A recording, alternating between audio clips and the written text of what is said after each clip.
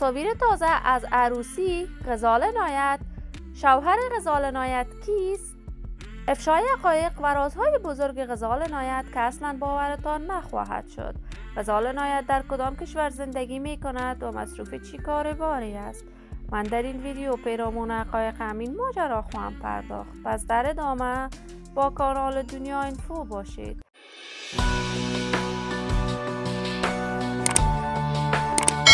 سلام و سلامتی ایام و کامتان باد. شما را خوش آمدید میگم به یکی دیگر از ویدیوهای جذاب کانال دنیا اینفو.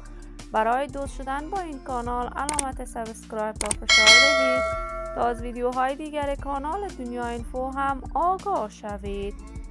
غزال نایت یکی از هنرمندان ناماشنای افغانستان است که طرفداران و رقیبان خاص خودش را دارد. غزال نایت در اصل از ولایت زیبای لغمان است. در یک خانواده هنری دیده و جهان گشوده است. دو خواهر دیگرش هم از جمله هنرمندان خوب کشور بوده است، ولی آنچنان شهرت خوبی که غزال نایت کسب کرده است خواهرانش ندارد. غزال نایت کارهای هنریش را یک دهه قبل در افغانستان آغاز کرد، ولی با رفتنش به کشور کانادا به طور رسمی و مسلکی و سرودن آهنگ‌های دوگانه با قیس الفت و شکیب عثمانی ادامه داد.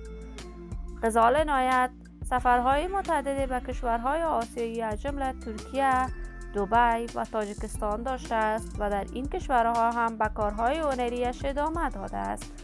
غزال نایت در سن نوجوانی با رجا رایش ازدواج کرد، اما بعد از رفتنش به کشور کانادا از شوهرش جدا شد و دیگر کارهای هنریش را مستقل ساخت.